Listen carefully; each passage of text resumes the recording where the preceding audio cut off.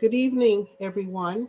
Welcome, comrades and friends, to Workers' World Party's weekly broadcast, where hundreds of revolutionaries from across the world gather to strategize, to analyze, and to build the struggle for a workers' world. My name is Monica Moorhead. My pronouns are she, her. I am a managing editor of Workers' World newspaper and a member of the Prisoners Solidarity Committee of Workers' World Party. The theme of tonight's webinar is Build Class Solidarity with Incarcerated Workers, No Walls in the Workers' Struggle. The PSC wanted to sponsor this webinar on International Human Rights Day, the day the United Nations General Assembly adopted in 1948 as a Universal Declaration of Human Rights. The UDHR is a document that supposedly proclaims, quote, the inalienable rights which everyone is entitled to as a human being, regardless of race, color, religion, sex, language, political or other opinion, national or social origin, property, birth, or other status, end quote. But as revolutionary activists, we know that these words ring hollow while living in the belly of the beast, the United States, a country built on the legacy of stolen indigenous lands, slavery, colonialism, and wage slavery. We live under a capitalist system that puts profits before people's needs, where millions of people are disenfranchised because of their nationality, gender identity, gender expression, disabilities, age, and their social status. And this is especially true of incarcerated workers who are super exploited as slave labor and who are super repressed if they are people of color, women, gender nonconforming, disabled, and elderly. Prisoners suffer an even greater social stigma of demonization, that is, being labeled as being dangerous, antisocial, and therefore they must be locked away, unseen and unheard for years, or for life, or even executed, whether they commit so-called crimes or not. Just look at all of the federal executions that have occurred with rapid speed by Trump, another one that took place today, and four more scheduled for for January. But the incarcerated population are part of our class, the working class, who are resisting terrible conditions intensified by the COVID-19 pandemic, including unemployment, hunger, and evictions. And yes, incarcerated workers, be they in jails, prisons, or detention centers, are also organizing and resisting decades of intolerable conditions, including COVID, which we will hear about tonight, and especially incarcerated workers in Alabama organizing a month-long work stoppage starting on January 1st. As someone who was born in Alabama under the trauma known as segregation, I can only imagine the multiple trauma of modern day slavery conditions behind these walls, and especially with the Justice Department suing the Alabama prison system for violating the human rights of prisoners. Not only will we be hearing about this important struggle on the inside, but also how our movement on the outside can show solidarity as a movement and as a class with them. We'll also be getting an update on the almost 4-decade-long struggle to free our brother and comrade, political prisoner Mumia Abu Jamal, who was falsely arrested 39 years ago yesterday and convicted of killing a police officer in 1982. Mumia was sentenced to death row until he was released into general population in 2011 due to a worldwide movement to save his life.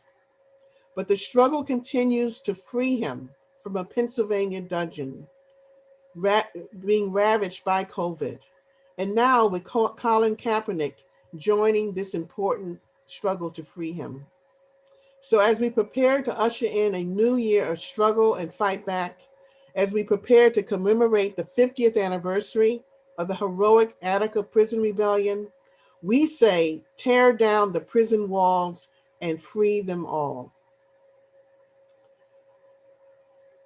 On that note, before I introduce our guest, I want to remind you all that while most people are watching on Zoom, if you could take a second to go to Workers' World Party's Facebook page, that is facebook.com/Workers' World Party, and share this live video with your friends and in your Facebook groups and pages. That would help us enormously to reach more members of our class. Also, we encourage you to share your comments at Workers World on Twitter. We're also on live on YouTube tonight. For all of you YouTubers, for all of you on Zoom, please add your pronouns and city so that we can refer to you correctly when you ask questions or type in the chat.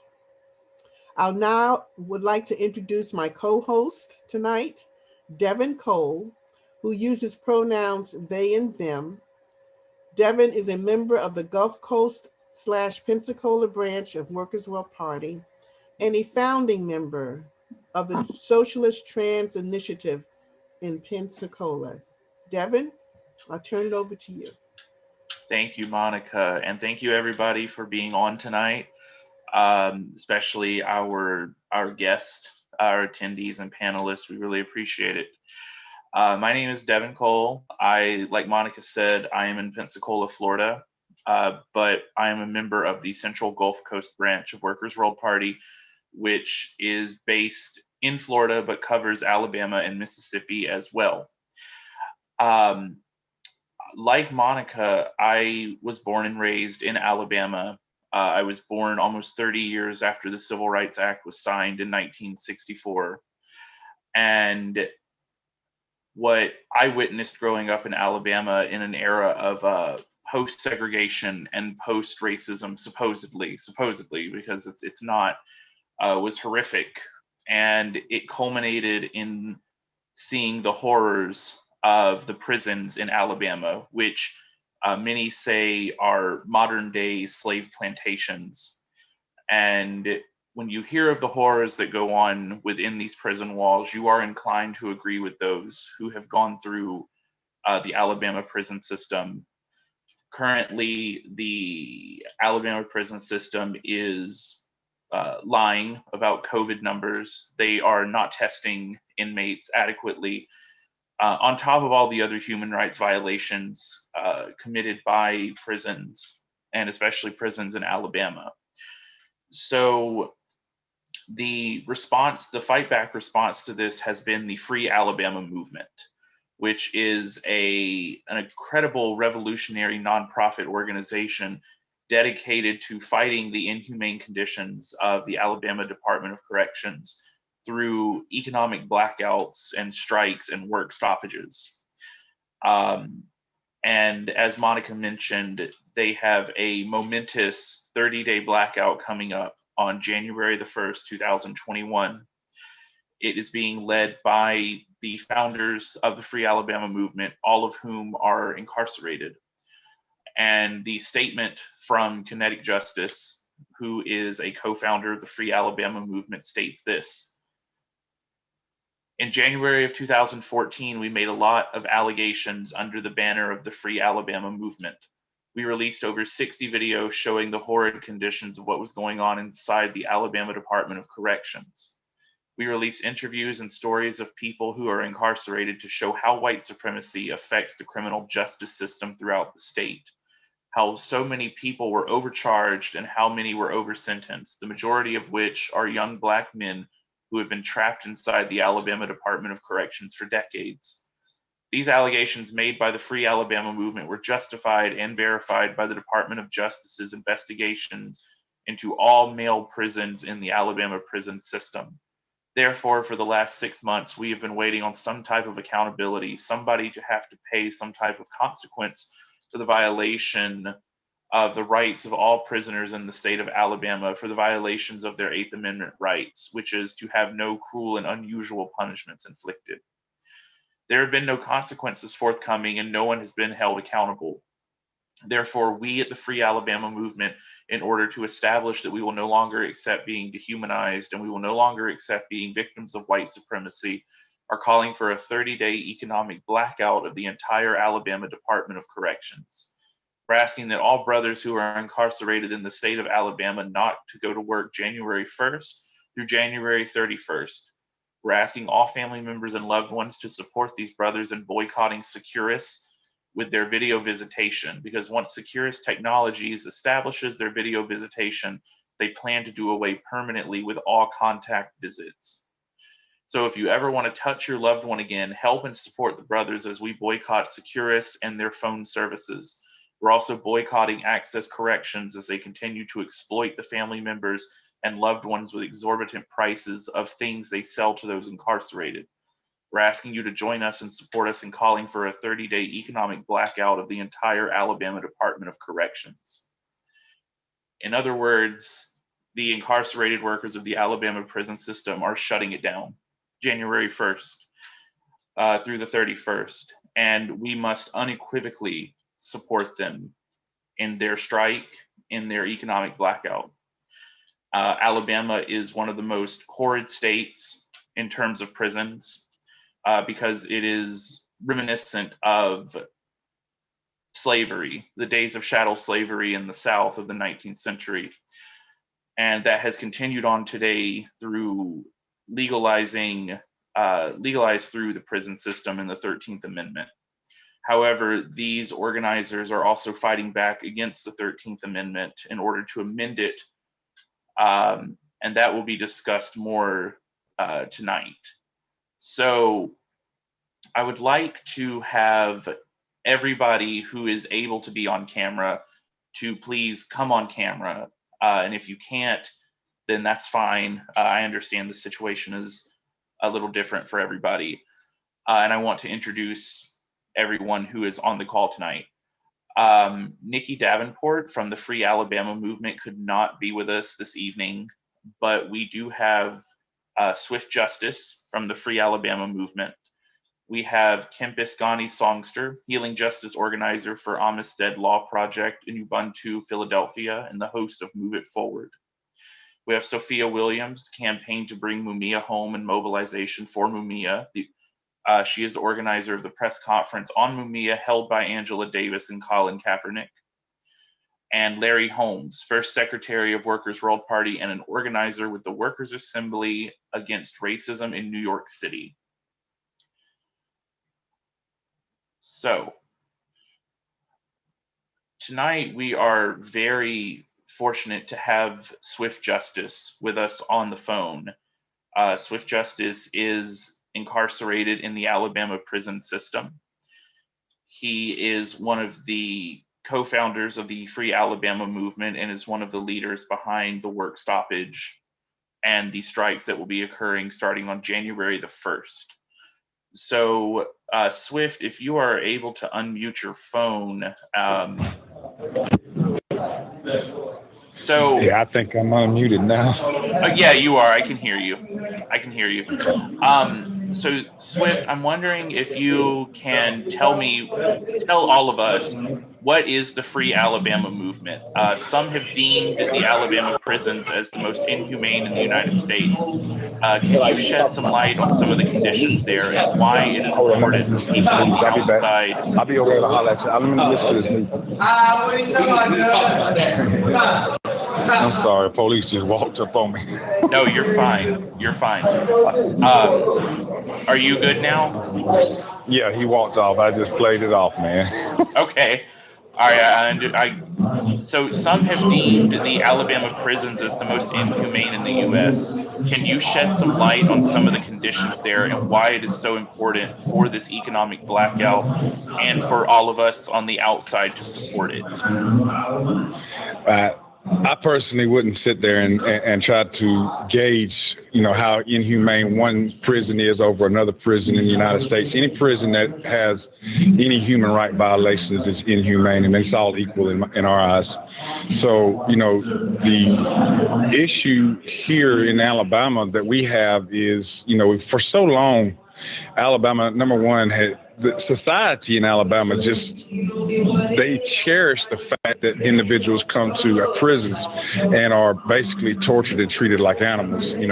The mind frame of the free society is that, you should have thought about that before you did the crime, so now you do the time. So the thing about all that is every prison system that exists that has any kind of human right violations and that treats us as animals instead of human beings is deplorable. It's just deplorable, and it's unjust. So here in Alabama, we have seen, over and over all throughout the years, overcrowding. Overcrowding is one of the leading factors of why we have the issues that goes on inside the prison, such as violence and the unjustified deaths of overdoses and natural causes as well.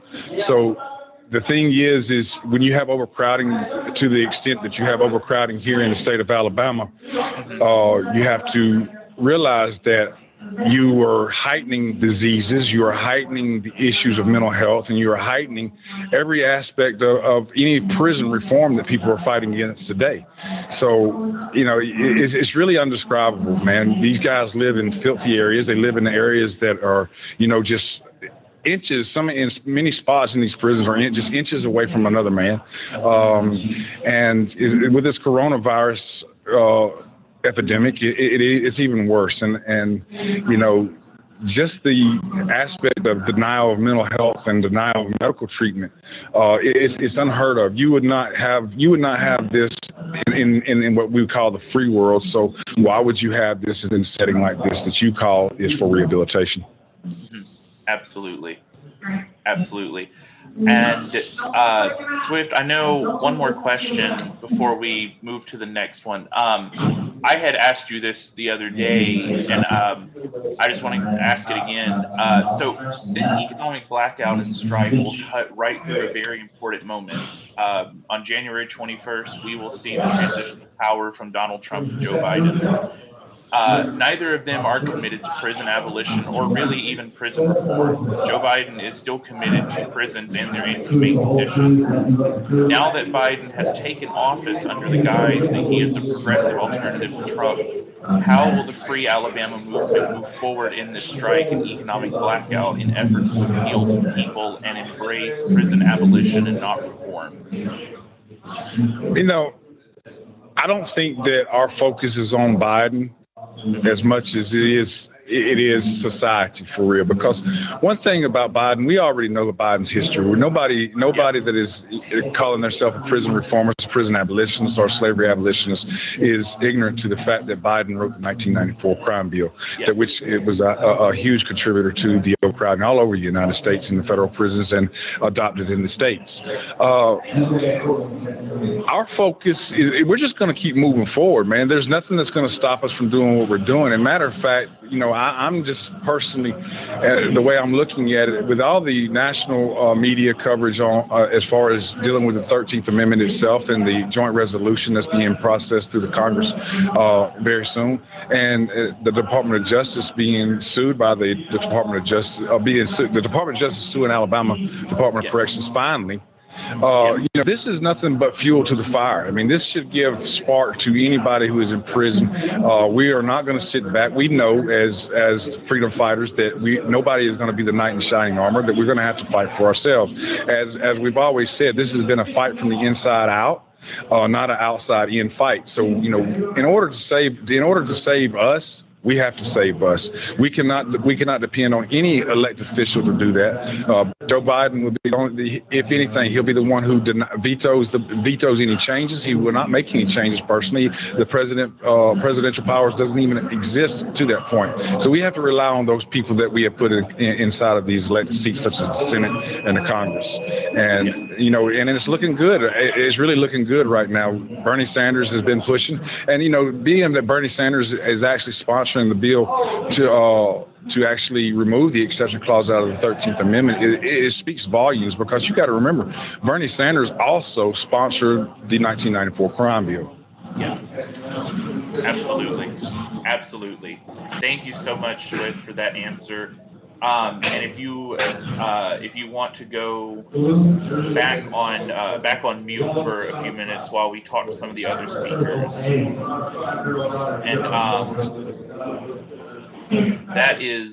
that's Swift Justice. He is a prison abolitionist, slavery abolitionist, currently incarcerated in the state of Alabama. And thank you again, Swift, for all that y'all are doing. And we unequivocally support the Free Alabama movement in their upcoming strike and economic blackout. So one thing that is not a question, one thing that we know for sure, is that if you like what you are hearing, then you should become our comrade. If you are interested in getting involved in struggles like these, we encourage you to join Workers' World Party. Go to workers.org/join to learn more. Okay. Thank you, Devin, and thank you so much, Swift, for those powerful words. So we're very excited to welcome to the panel Kempis Ghani Songster. He is the Healing Justice Organizer for the Amistad Law Project and the host of the new monthly podcast show, Move It Forward. He is also co-founder of Ubuntu Philadelphia. Ghani, while you were not in Alabama, what similar conditions did you experience in Pennsylvania prisons? Why should the issue of mass incarceration concern all workers? And how does the struggle of people on the inside affect all of us? And welcome. Thank you. Thank you for having me. And so, as Swift Justice was talking and I was hearing the sounds coming through his phone receiver, it brought back some visceral memories from me, from cellular memories for me, because December 28th will mark my third year back in the wide open world after 30 years of incarceration. That began in 1987 at the age of 15 for me. I was sentenced to life without parole at the age of 15 in Pennsylvania. And in Pennsylvania, life without parole is not like life in a lot of other states where you might serve 20 years or 25 years or any number of years, and then you're eligible to see the parole board. In Pennsylvania, life means natural life. You're sent to prison effectively to die, which is why we increasingly know it now as death by incarceration in the state, because anything so associated or so final as death shouldn't be called life.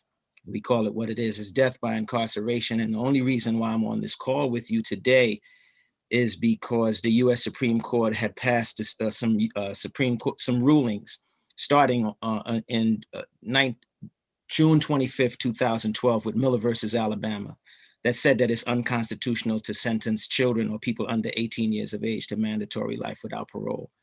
And because I was 15, it applied to me. I was eventually resentenced, and that's why I'm here, but I'm still on lifetime parole. I'm on parole for the rest of my life. So I'm not entirely free. I'm still chained to the plantation. So when I speak about incarcerated people, I'm going to use the term we. I'm not going to say them, because I feel it's still talking about me, because at any given time I could be sent back to serve out the rest of my sentence. And also when I say that I really appreciate being here with you, that's not some trite cliche things to say. I really appreciate it because I know that I'm not supposed to be here. In Pennsylvania, in the prison experience, in my prison experience, the struggle is a lot like what Swift Justice was talking about. And my analysis of the situation of incarcerated workers, it comes from my observation as well as analysis that was kind of like groomed by people by Marx and James Boggs and C.L.R. James and Hannah Arendt. When Hannah Arendt talked about in a society where exchange of products has become the chief public activity, even the laborers, because they're confronted with money or commodity owners, become proprietors, owners of their labor, and talking about in a manufacturing society which judges men not as persons, but as producers according to the quality of their products. It was through that lens I started to analyze, exactly what the situation with incarcerated workers were, because we were in a situation where, it was, we were already devalued as human beings. We were already squeezed out of a workforce that was increasingly automated and cybernated. We were the people that were no longer needed in the workforce.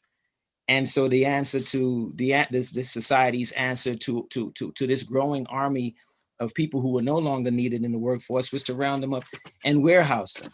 And in the situation that we found ourselves in as we entered the prison gates, and we were told to strip search and strip down and put on this new prison uniform, as we walked through our day-to-day life in prison, we began to see that not only are we judged as non-persons, but we're also not judged as producers anymore. We're judged as non-productive, even counterproductive, consuming items identified by a number, right? And of course, too few of the people that I knew would look at their new predicament with that kind of political depth, at least initially. But unless you were the walking dead, you felt the sting of being pimp slapped by an invisible hand, entering that dreary place where everyone's status says to them loud and clear, you have no value, you ain't worth shit to society anymore, if you ever did at all. To have your labor valued even at 19 cents an hour can seem like a saving grace. So for just as having a good job in free society can do wonders for a person's self-esteem, standing in the public realm, having a job or work assignment in prison can go a long way with helping a person preserve or regain a modicum of dignity and self-worth. But then you had some men behind the walls of Greater Ford, where the prison that I left from, we never worked in the free world, having been in a prison since they were children, like me, incarcerated since the age of 15. So work offered people like me a sense of being grown up and responsible, even if the wages that we were being paid were less than the allowance that our parents was giving us. We still felt grown up, and even if we didn't have to worry about light and gas and water bills or food, because we had 3 meals a day, or clothing. We had 3 sets of whatever color prison brown. In Pennsylvania, we wore browns, right? A shirt, a pants, and underwear. We had shelter, which we really didn't want because it was a cage with a roof, linen and other necessities. It felt good to provide for your own amenities, right? A person's very humanity is inextricably tied to jailhouse work. But lack of family support, or quite frankly, lack of family, because I knew people that didn't have any family anymore, right? Compel some men to work. And then some people, at some time or another, they avoid prison jobs for as long as they can for personal or political reasons. They don't want to participate in their own enslavement and exploitation, that kind of thing.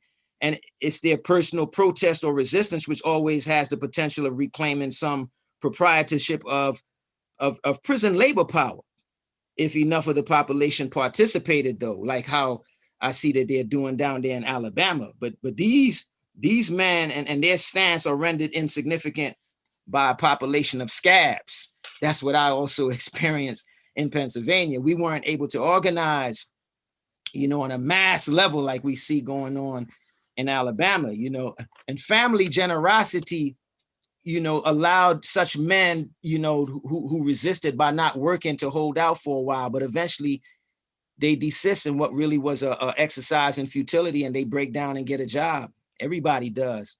Well, not everybody. Some people are implacable and they escape. They go over the wall, like some of our political prisoners.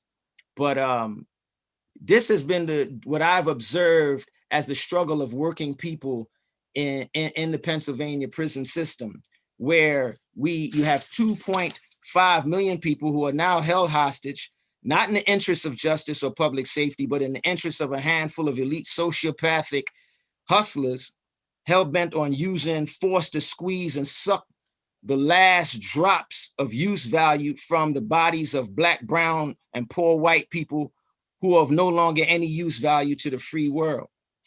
And this has been our struggle in this state fighting against life without parole, which is basically guaranteeing that they have an increasing number of permanently held people, or people that's going to be held long term, so that they can squeeze forever every last drop of labor power that they can from these individuals or from us. Now moving forward, I'm seeing that what the relevance of our prison struggle has to do with folks on the outside. Well, look, the most problematic layer of the conditions that motivated the emergence of the movement in Alabama is the level to which the prison-based economy has been assimilated into the culture of society at large. Everybody out in society has somehow been benefiting from prison labor. And not only has everyone in prison been participating in their own exploitation and oppression through prison labor themselves, but they've been enabling this country's prosecution of endless wars, genocidal war campaigns on other human beings in other parts of the world. Weapon manufacturers such as General Dynamics, Lockheed Martin, Northrop Grumman, Boeing, just to name a few, all depend on prison labor. Thus, imprisoned people, if they organize properly, can very well have a significant impact on this country's ability to destroy more lands and more people. But as the weapons industry pays politicians to stoke the flames of more and more war in order to create, maintain, and grow markets for their weapons, so they're going to force prison labor to have to increase and accelerate, right? And because warehouse human beings are simply too valuable to release, even and especially after they educate and rehabilitate themselves, or we reform or transform ourselves, the prison population continues to increase. Even as crime rates drop, the prison population still goes up because people are receiving longer sentences, such as I said, life without parole / death by incarceration, in order to hold them in prison and milk their labor power for a longer time or until they die, right? And this is why building solidarity with incarcerated workers so important, right? Because there is no separation between what goes on out in society and what happens to incarcerated workers behind the walls. In fact, mass incarceration is this society's response to the increased rejection of people of color, poor people from the workforce. Mass incarceration, and I'm not a fan of the term mass incarceration. To me, it's a secularized clinical term. To me, it's human warehousing. This is what it is. It's human warehousing. It's not mass incarceration. These are not faceless masses of people. These are human beings. They had births. Their parents had dreams for them. They got families that are doing the time with them, right? They have faces, they have stories, they have souls, and they have spirits. This is not mass incarceration. This is human warehousing. And the beginning of the movement, one of the first steps in this movement to making change is to interrogating our own consciousness, our own perception of the issues that we're fighting against. And that is with interrogating the language that we use, right? Because the language that we use, since we're talking, and on this day of international human rights, we have to use language in our movement that confers humanity onto people, right? So this is human warehousing, right? And it's crucial that we address the issue of the pandemic. And so I'm very happy to see that we're talking about this pandemic, because the COVID-19, this narrative of COVID-19 behind the walls, and it's killing people en masse. The Pennsylvania prisons have turned into volcanoes of the virus. They're epicenters of the virus. People are dying, guards are coming in and just infecting people left and right. And we're screaming at the top of our lungs on our rooftops, release the vulnerable, release the vulnerable. And they won't release people, right? Even though the United Nations have issued a call for countries all around the world to decarcerate, and especially urging America, right, to begin to decarcerate. Countries like Turkey have already released hundreds of thousands, over 100,000 of their prison population. Iran have released over 100,000 people. Countries all over are way ahead of the game. America is not handling this right. They're using punitive measures to address a public health crisis. And this is very, very important for the rest of us in this society, because it's an egregious and glaring continuing crisis of human rights abuse. Can you wrap up? Yes. Oh, yeah, that's it. I'll stop right there. Thank you so much, Ghani. Thank you for all you do. All right, so next up, we are going to be hearing from Sophia Williams. She has been active with the campaign to bring Mumia home and mobilization for Mumia. She was an organizer of the November 16th virtual press conference that featured Angela Davis and a statement in support of Mumia from Colin Kaepernick. Now, before we go to Sophia, we do have a statement from our wonderful comrade behind the wall, Mumia Abu Jamal. He was able to get a statement out to us this past week, and we're always so happy to hear from him. And this is addressed to Ted, who is our comrade in Philadelphia, who's running tech tonight. So Mumia's statement says, "What's up, Ted? How are you and the Rads? It looks like there's a lot cooking out there. There's a lot cooking in here too, but unfortunately it's mostly COVID related. The joint is pretty much locked down. In fact, this block is on enhanced quarantine. In English, even video visits are prohibited, and this shit may be like this for months. Send a shout out for me, will you? Give my love to Monica and the crew. So great to see Workers World again. On a move, moo." So we're always happy to hear from our comrade Mumia, and of course we say, free him, free Mumia, free them all. And Sophia, we're going to move to Sophia now. Would you discuss the significance of Colin Kaepernick speaking up in support of Mumia Abu Jamal? Yes. So I would like to thank all the organizers and my fellow panelists for your presence and your efforts in tonight's webinar. So yes, to your question about the significance of Kaepernick's statement for Mumia, I mean, I think up front, what it does is that it really places Mumia in a very unique context. It puts Mumia back into the mainstream news and media from our standpoint of the actual truth in the midst of COVID-19, rampant deadly force, and that of the police, and in the midst of a nation that has shown exceptionally this year that it's losing its grip as the world's capitalist leader. So Kaepernick's statement allows for the forgotten depths of Mumia's case in such details to be back into the spotlight, essentially in a way that it hasn't really been in a long time. I think secondly, one thing that his statement does is that, we political prisoners have always become an afterthought in this nation, and they claim or they see and they claim as if there's no such thing. But here we have it where someone like Kaepernick, right? Everyone knows who he is, what he has done. Yet again, he has stood on the side of justice. Not only is that applaudable, because it likely brings many more people who are likely on the fence, or they just don't seem to have a very clear understanding in Mumia's case. It brings those people somewhat back on our side. And so it's a big, backlash, a big, FU to the system, to an oppressive, racist, filthy system like this. So lastly, I would say that it's definitely an uncomfortable reminder, a piercing reminder that Mumia will not be silenced, right? That statement did that again. It shows that Mumia will not be silenced.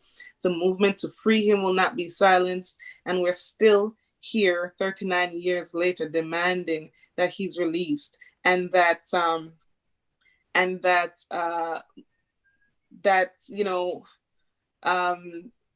also perfect timing. Like, that statement was just, I think, perfect timing in the fact that it's 39 years just yesterday since they tried to kill Mumia, since they started to railroad him into the prison system. So all in all, I think Kaepernick's statement is a big win in the struggle to free Mumia, and it's up to us as revolutionary movement fighters to continue fighting.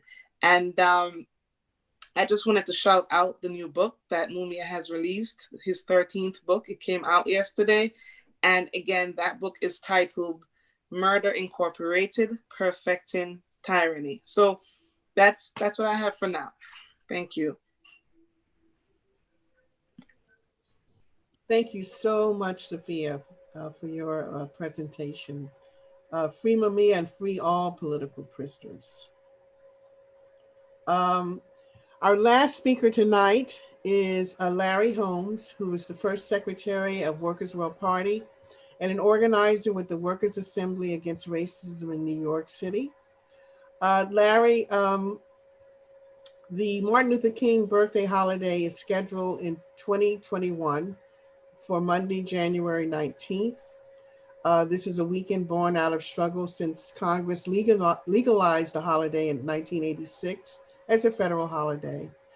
Can you comment on how the big business media attempts to co-opt the working class legacy of Dr. King and how that legacy relates to working class struggle today, especially with the capitalist crisis facing our class, and also including incarcerated workers like those in Alabama, Pennsylvania, and elsewhere, and really how the King legacy can be tied into what the prisoners in Alabama are attempting to do with this work stoppage, knowing Dr. King's legacy around this important issue of workers' struggle. So Larry, yes. First, let me send my solidarity to the Free Alabama movement and all of the incarcerated workers everywhere who are struggling for their rights and for their freedom. Many of us have been fighting for decades as soon as the ruling class deemed it timely to make King's birthday a holiday. They've been trying to co-opt it and dilute it and make it meaningless and corporatize it. And you have even the most infamous white supremacists, whether they be in the White House or in state capitals, who, go through the motions on King's birthday every January. We have to struggle to take it back and make King's legacy a legacy of struggle against racism, against white supremacy, against capitalism, and against war. King, in the opinion of many very smart people, was finally assassinated by the United States government because of his position against the Vietnam War. And that's a very sound view. That's a very good argument. They were certainly upset by that. Even the liberals were upset by King's opposition to the war. But I tend to think that the camel that broke, the straw that broke the camel's back, so to speak, was when King began reaching out to people on a class basis in an effort to unify the struggle on an anti-capitalist class basis. He had come to a point where he realized that, as important as it was to do away with Jim Crow and legal segregation, that in order to free people, you had to deal with the underlying economic conditions, poverty, and capitalism. And so he began turning toward the working class, we all will recall that King was assassinated in Memphis, Tennessee, while there to support striking sanitation workers. And at that time, he was planning a Poor People's March, where he was calling on everybody to come out and occupy Washington, basically, to demand an end of poverty. Every issue is unique, and such is the case for prisoners. They have issues that are unique to them. They are behind bars. But at this time, I think that everything that we can do to emphasize that which unites everybody who's struggling against capitalism is very important. And the thing that we all have in common with so-called prisoners, quote unquote, is that they are workers. They just happen to be incarcerated workers. And it's that class unity, I think, that is going to become more and more important for us to emphasize and for us to build on. I think that when the AFL-CIO meets, they should have a seat for a representative of an incarcerated workers unions who needs to have a voice. They need to have a voice in the labor movement, in the workers movement, because they are workers. Incarcerated workers make profits for the biggest US companies on the Fortune 500 lists. That includes, Walmart and Whole Foods, which is part of the Amazon empire, and IBM, and all the manufacturers that the brother mentioned earlier. You go down the list, they're making big profits hand over fist. The only difference is that they're getting paid on the average, when you compare them salaries to a non-incarcerated workers, they're getting paid about 10 cents on the dollar, or sometimes as low as a penny on the dollar. And this understanding, is a very clear economic reason why workers who are not incarcerated should support the demands of incarcerated workers for things like minimum wage, because the wages that are the non-wages, the slave wages that they pay incarcerated workers are used to take the jobs of non-incarcerated workers. They're used to compete with the labor of non-incarcerated workers. And I think you're going to see that being done on a more intense basis than it has been done in the recent past, unless we do something about it. And most importantly, this January, we've all got to find a way to support the incarcerated workers' work stoppages, their strike in Alabama.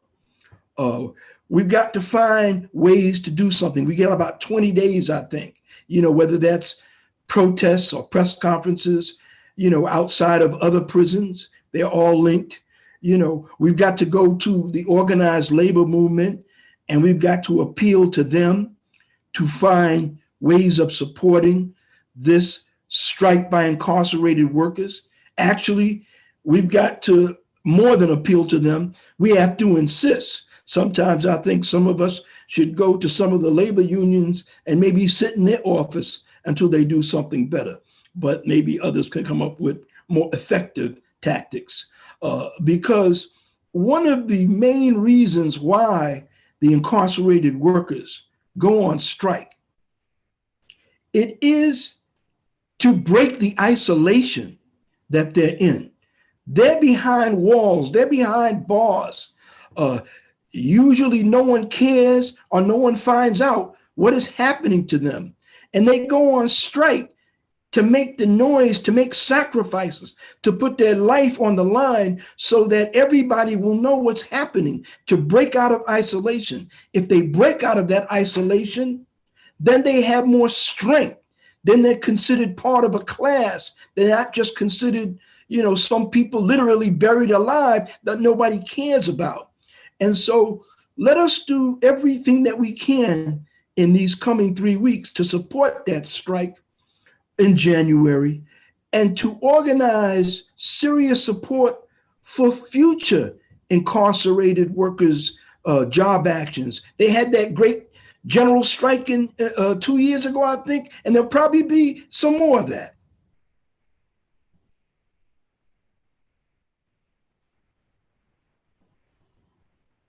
Thank you. Thank you, Larry. Thank you so much for your words of encouragement and yes, and power. So, okay, comrades and friends, we're going to have a few announcements. And while we're having these announcements, I want to encourage all of the speakers, if you can, to turn on your mics and your videos, because we're coming to the part of in terms of hearing from you all, hearing from the audience, any questions for our panelists, and also closing remarks.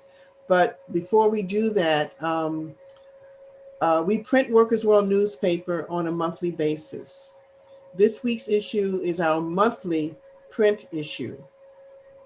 This is a great tool to put in the hands of our class.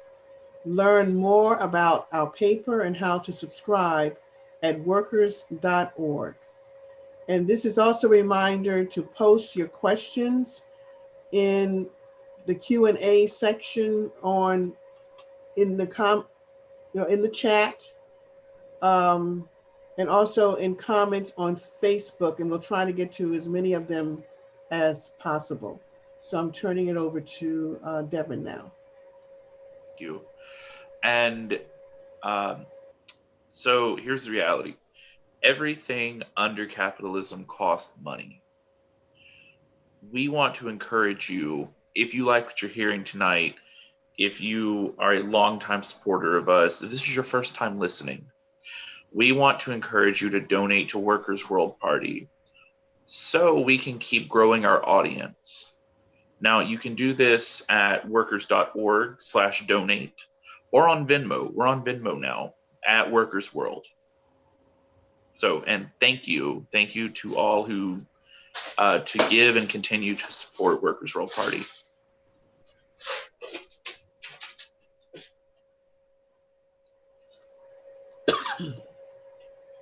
Okay. Okay, we have some questions now that we want to ask from our panelists.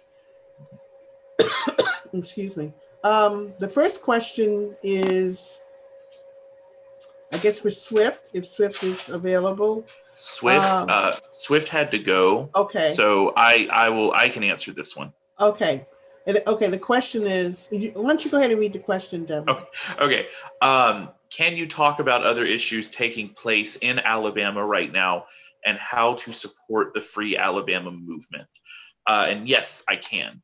So beyond the 30-day economic blackout and the strike beginning on January the 1st, there is currently a push to build 3 prisons in the state of Alabama by the end of 2021, as directed by the Alabama governor, Kay Ivey.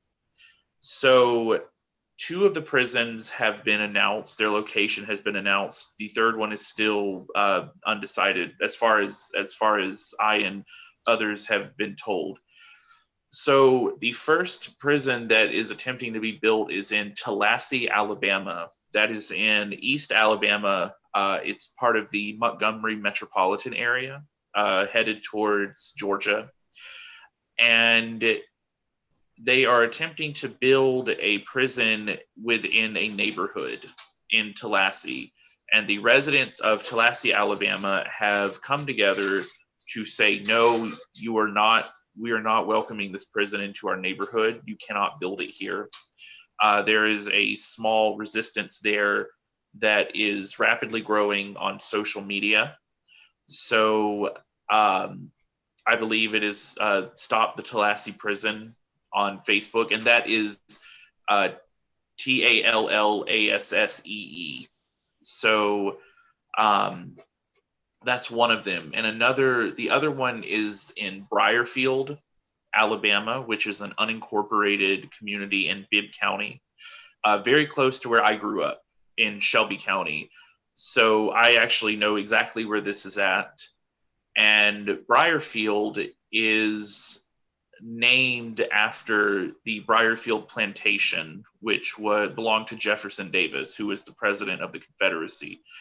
There are two historical landmarks in Briarfield, Alabama, one of which is the Briarfield Furnace, which was built with slave labor to supply iron for the Confederacy during the Civil War.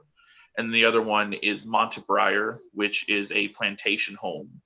So you have these two symbols of white supremacy and, pro-Confederacy racism. And now they are trying to add a third symbol of white supremacy, which is, of course, the addition of a prison.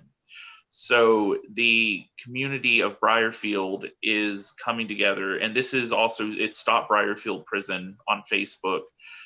They are coming together to try and force the state of Alabama to not build this prison within Briarfield community.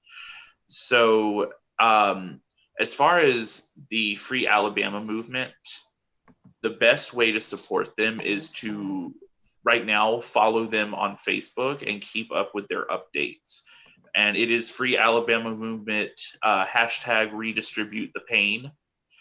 And they also are at freealabamamovement.wordpress.com. And it's steady daily updates on what is happening right now in the system and the issues that they're facing. And once the economic blackout begins, we will be receiving updates through these social media sites. But I believe Larry said, we can support them through press conferences, through, protests, through continual solidarity. Workers' World will, of course, keep up our unequivocal support of this economic blackout. So thank you. Thank you. Thank you, Devin. And I think getting the word out about the Free Alabama movement is through social media, through, whatever way that we can do this to break the isolation, as Larry was talking about. That's the first big step. And the Prisoner Solidarity Committee, which has regular meetings. And if people are interested, you should let us know in the chat. We can stay in touch with you. We're going to be strategizing in terms of how can we as a committee, work with the movement to get the word out in solidarity with this very, very important struggle of incarcerated workers. And I just wanted to add to, it's in the chat, but in terms of Workers' World newspaper, we send free newspaper subscriptions to anyone who is currently incarcerated. So if you want to support our incarcerated workers subscription program, please sign up at Patreon, patreon.com/WWP. Whatever you can give, whatever you can donate will go to making sure our paper gets into a hand of an incarcerated worker. So we're going to move on to the next question now. And this is for any of the panelists.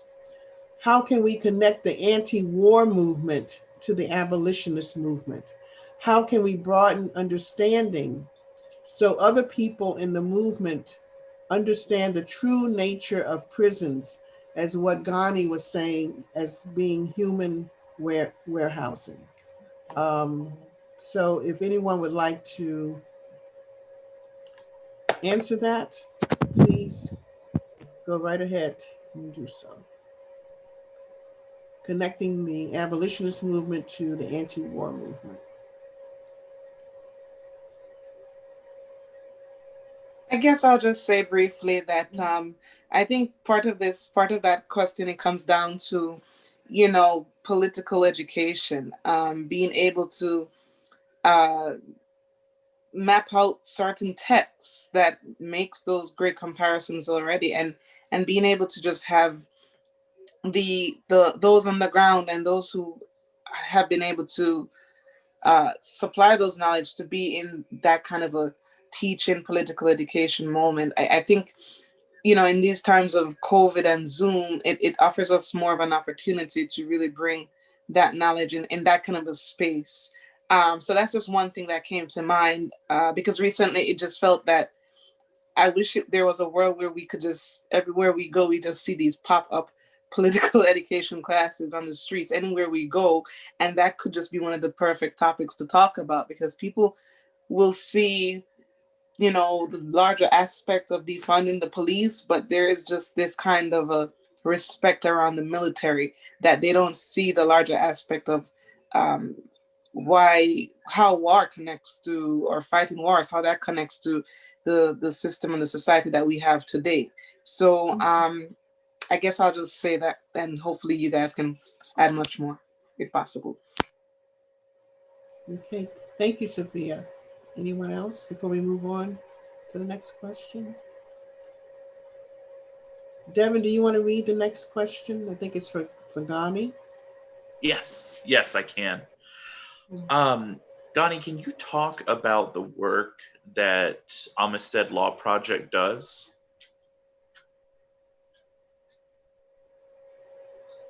Okay, you're muted, Ghani. Oh yeah, you're muted. Sorry. Oh, you're fine. Yeah, so the Amistad Law Project, we're a small grassroots public interest / abolitionist legal collective and organizing project in the city of Philadelphia. We say legal collective and organizing project because even though we have practicing attorneys and it's primarily a law project, we understand that you can't separate the legal battlefield from the battlefield in the streets, at least not in our eyes. And so we engage in a lot of community organizing rallies, demonstrations, all kind of different moves to create ethical spectacles, if you will. We launch Twitter storms. We do car vehicle rallies. You know, we incorporate art. You know, like even for my release, you know, when I was resentenced, the day before I was resentenced on July 24th, 2017. On July 23rd, about 200 people gathered at Arch Street Methodist Church in Philadelphia and did something called the community resentencing, where family members and friends and of mine came out and they made testimonies about me. They and other juvenile lifers at the time, and they broke out into small groups and decided what they would resentence me to. And they came up with a community resentencing order called not the people versus Kempis Songster, but the people and Kempis Songster. And they resentenced me to community service, to mentoring young people, to job training, to community gardening, even, right? And this was the community's resentencing of me. Instead of railing against the sentencing scheme that the then district attorney, Seth Williams, who's now in prison, by the way, wanted me to be resentenced to, the community said, this is what we wanted him to be resentenced to. And it was heavily based on restorative justice. But the whole thing that we did in the community resentencing was prefigurative intervention. It was about creating a model of the kind of system that we wanted to see. The next day, when I went to court for the courtroom resentencing, all those people that were at the community resentencing showed up in that courtroom with standing room only, people sitting on the floors, on the radiators, and they felt the difference between the courtroom process and the process that they engaged in the day before on a cellular level. They felt that in this process, they couldn't be involved. They had to be quiet. They couldn't, you know what I'm saying? And they had to watch this theater play out in front of them with regards to me. But the day before, they felt engaged. They felt that it was about healing and it was solution oriented for our community. So that was just an example of the kind of organizing that the Amistad Law Project does. We realized that yeah, we're going to have to hit the law books. We're going to have to get in the courtrooms, and we're going to have to fight these things out. We're going to have to litigate and do all of that. But also, we're going to have to engage in grassroots organizing among the people. And so right now we're engaged in the rapid response network called Freedom to Heal Us, which is about freeing the vulnerable, because our loved ones on the inside are dying. And the governor, although he issued a reprieve order to release 1,800 people, that 1,800 people does not include anybody with a violent case. So that definitely doesn't include any of our political prisoners. And even of the 1,800 people, they've only, and this is something that he ordered in June, up to now, they've only released 142 of the 1,800, which compared to the over 100,000 that Turkey's released and over 100,000 that Iran's releases is laughable. And so we understand that in order to topple this beast, we're going to have to fight on various fronts, which is my official title in the Amistad Law Project, is the Healing Justice Organizer, right? Where I actually engage in healing justice work, transformative justice work, about how do we facilitate healing between parties that's affected by violence and so on and so forth. And so we realize that our fight has to be on every level. So that's the kind of organizing that we do with Amistad Law Project. It's a multi-pronged approach. We are abolitionists on every level. That sounds phenomenal, revolutionary. Thank you. Yeah. Yeah. Thank you very much, Connie, for that. Mm-hmm.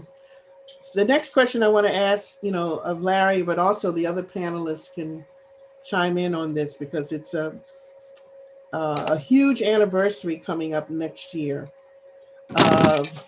September 2021 will mark the 50th anniversary of the historic strike by incarcerated workers at the Attica prison in upstate New York. It was really a big, a massive rebellion.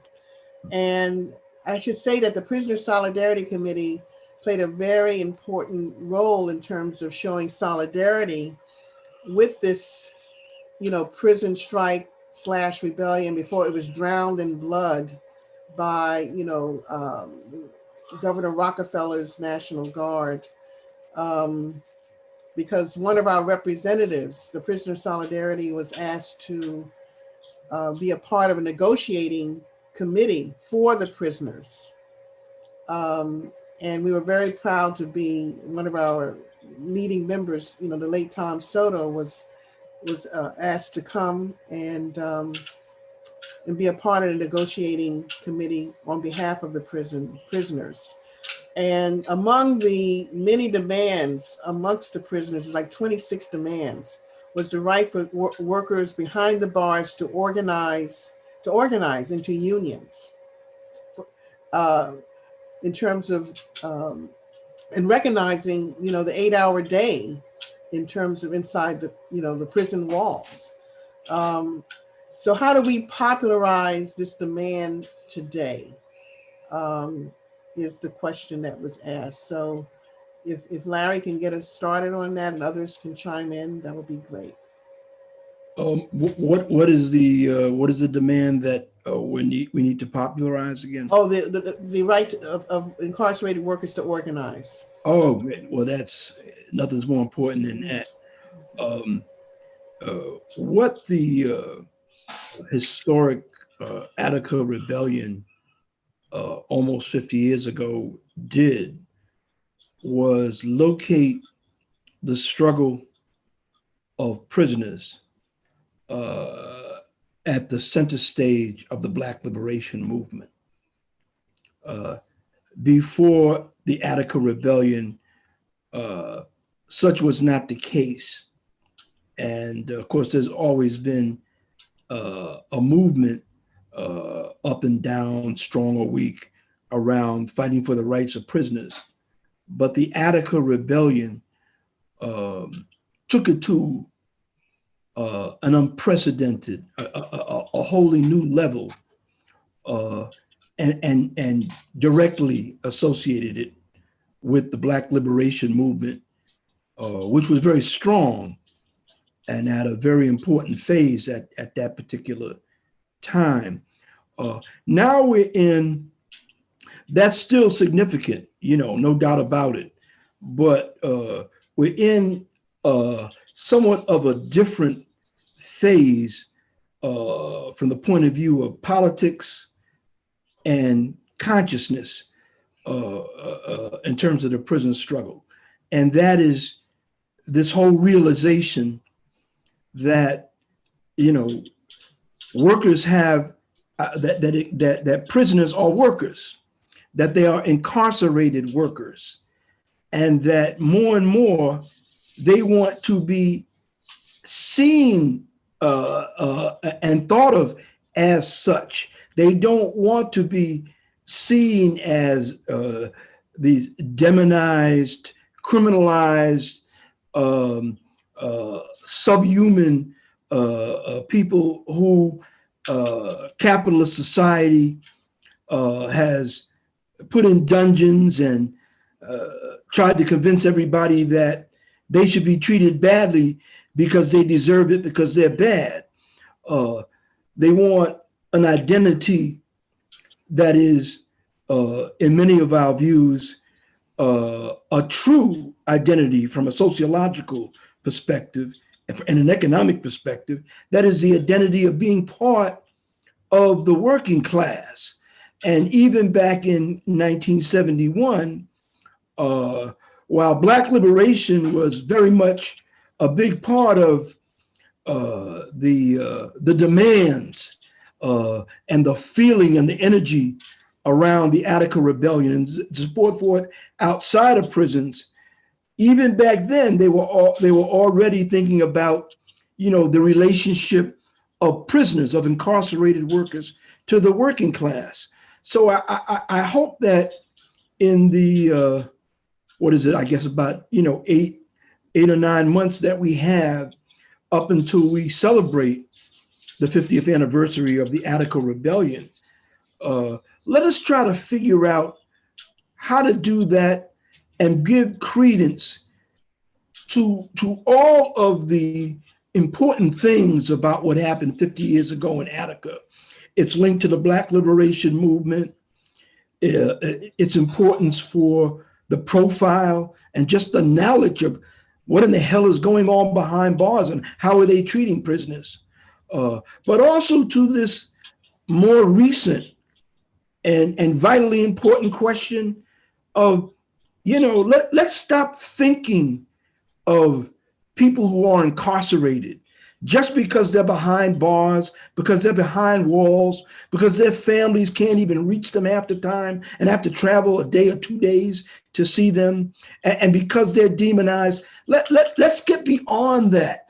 Let's reimagine a working class movement that involves incarcerated workers / prisoners, just like we're reimagining a workers' movement that involves migrant workers who face similar prejudice, or why are they here? They shouldn't be here. They're taking my job. Put them in some prison. Send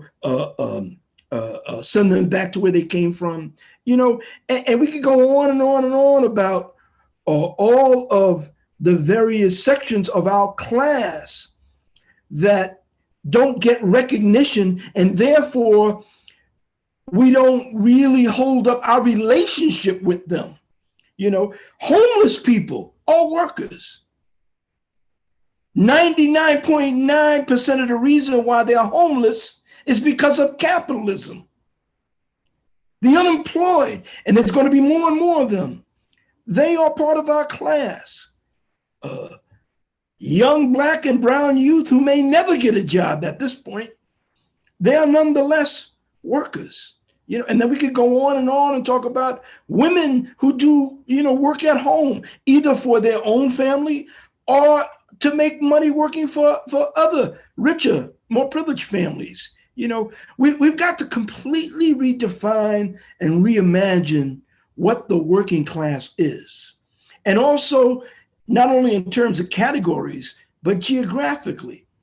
And I hope, and I think it's possible, but some of us who believe it will have to work very hard, that by September 2021, when we are holding events to celebrate the 50th anniversary of Attica, that between now and then, not just intellectually and politically and through writing, although that's very important, but also as part of the living struggle that we're going to have to be very much involved in, because most of us are already sort of facing depression level conditions of unemployment, mass evictions, hunger, et cetera, et cetera, et cetera.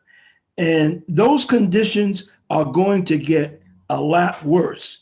And the struggle for the rights of workers and for the eventual emancipation of our class from capitalism is going to, I think, be very, very germane, very, very important, and something that we're focusing on hot and heavy over these 8 or 9 months before that wonderful anniversary. So I hope that our whole movement will travel from here to that time to a higher level, and that level will manifest itself on the way in which we celebrate the 50th anniversary of this heroic rebellion. Thank you, Larry. And I think this will be a good time to, because we only have a few minutes left, to ask the speakers to make any other closing remarks. This is an appropriate time to do it. But I especially wanted to ask Sophia if she would comment on, Sophia talked about the Murder Incorporated, the newest book by Mumia. I think this is the third edition, a third chapter. I think he did chapters 1 and 2 on Murder Incorporated, but also to comment on this wonderful documentary that I just saw a few nights ago called 40 Years a Prisoner that was centered in on the Move 9, and especially Mike Africa and his parents, Debbie and Mike Africa Sr., who were falsely accused, along with the other 7 Move 9 members, of killing a police officer on August 8th or 9th, 1978. And the fact that it was on HBO was sort of pretty astounding. And I was hoping that Sophia could comment on that, and including Mumia's relationship, to Move, which is, very much connected to, why he has been incarcerated for almost 40 years. So I was hoping that Sophia could comment on that. But also other closing remarks are appropriate at this time. Yes, thank you, Monica, for that statement or question. I think it's, as you said, it was an astounding thing to see it on HBO. I myself viewed it as best as I could. And I think for me, what moved me is that, I and many others know these people. Like, we've organized around them. We've probably visited them inside. We've worked for their freedom. So to see their story now come to life on such a big network was a powerful thing. I think that seeing the story in the way it was written and in the way that Mike Africa Jr. was able to speak on it and have his narrations be in it was vitally important, considering he is he's a child of Move, and he was born in a situation where no one would ever think that someone could be born within a prison cell. And here he is 40 or so years later, telling the story of his parents and their commitment to the struggle, and that of the many other Move members. So it was particularly humbling, because when you think about it, this was a group that many moons ago, 40 years ago, was looked down upon, and it was basically like Move against the city of Philadelphia or Move against the state. And they've been railroaded to so many levels. And one thing about the members of MOVE, their mind never was the system that be could not have broken their minds, and we see it today. Um, Unfortunately, a couple or so members have died, but they are now no more free the Move Nine, but the Move Nine is freed, or freed Move Nine. So it's just an incredible journey to see where we came from to now the city of Philadelphia, or the city council is offering an apology. And it's a different world today, but we know that apology really means nothing because there's no action behind it. And it's just, I think I truly believe it's just a face because there's that pressure on there. And as they say, that if you're truly apologetic, you would release Mumia Abu Jamal. And that's what we're all asking as well. So speaking of Mumia essentially was like the only Move supporter, or I shouldn't say the only Move supporter, but as a journalist, he was the only journalist that would report about Move, in support of Move, and really sit with them and have their story be told as if they're human beings too. And so that's that's a powerful piece to make note of, because that's, part and parcel as to why Mumia himself, 2-3 years later, was imprisoned, because he was a Move supporter, and he gave them the attention, or he gave them the platform in which to be heard. So I think we need to continue to link these struggles of Move, of Mumia, of Russell Maroon Schultz, who's currently with COVID while suffering with colon cancer, and many other political prisoners who are just languishing, and all our other brothers and sisters who go through this day in, day out. We may not know their names, but they're all political prisoners, right? So we have to continue building this struggle and do not become relaxed or distracted because we now have a Democratic president coming in, because that's one of the things that I fear many people that look like us may want to begin doing, right? We're now past Trump, and it's time to breathe a bit, because things are just going to become better somehow. That's that's essentially what the system wants us to believe, and that's where we can get into serious issues. So I think even more the fight has to step up. We have to put Biden and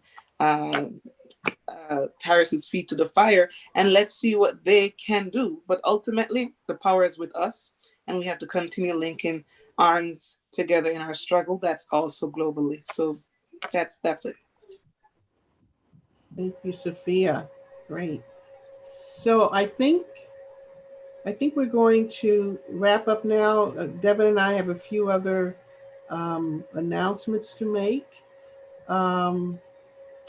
If you like this conversation, if you want to read more from Larry and Teresa and other members of our party, you can check out our new book, What Road to Socialism. You can buy it online or download a copy for free at workers.org/books. And we also have another new book called Capitalism on a Ventilator. It is out now, and we will make sure that information gets out to everyone. But it's a very exciting new book that's just came out.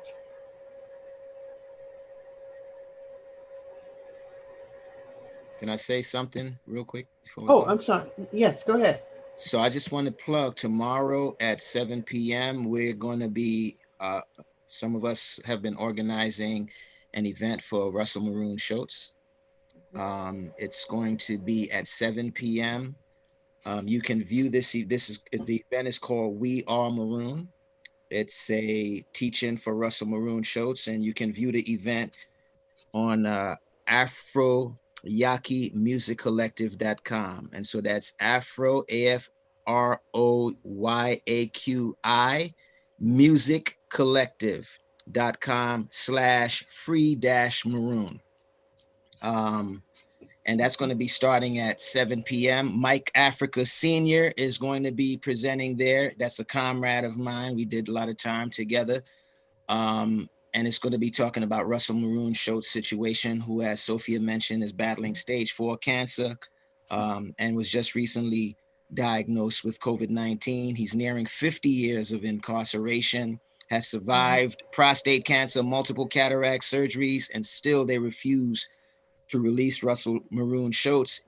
If there is ever a time when we could make a push for our political prisoners, is now in this global uprising against anti-Black policing and police excessive force, which is what makes the documentary you spoke of being shown on HBO so timely, because what happened to Move 9 and Move on Osage Avenue was probably the most egregious and horrific example of police excessive force, especially in the city of Philadelphia, if not in the history of this country or the world. And so right now we got to make a push for our political prisoners, because they fought against the very thing that the world is an uprising about right now. Justice for George Floyd is justice for those who fought against the very thing that killed George Floyd, which was white supremacy and anti-Black policing. Those people like Maroon Shoatz that gave everything, they withheld nothing. Maroon, Mumia, Joseph Jojo Bourne, Mutulu Shakur, Sundiata Acoli, they have given everything. They have made the ultimate sacrifice, and it would be a stain on our community if we allow them to go out like that. We have to fight doggedly for their release. Thank you so much, Gani, for that. Yes, absolutely. Mhm. And yes, so as we come to an end tonight, you might be thinking, what next? Well, we want to encourage you to consider joining our Revolutionary Socialist Party, Workers' World Party. It is the best decision that you can make. Learn more at workers.org/join and subscribe to our free newsletter at workers.org. And thank you again to all panelists and attendees who were able to be on tonight. And tune in next week at 8 p.m. Eastern Time, 5 p.m. Pacific Time for another Workers' World webinar. So again, we want to end by saying free Mumia, free Yes. Russell Schultz, free Leonard Peltier, free all political prisoners, tear down the walls, and free them all. Thank you for being on our webinar tonight. And thank you to all the wonderful panelists. Yes. Thank you so Thank much. you, Monica.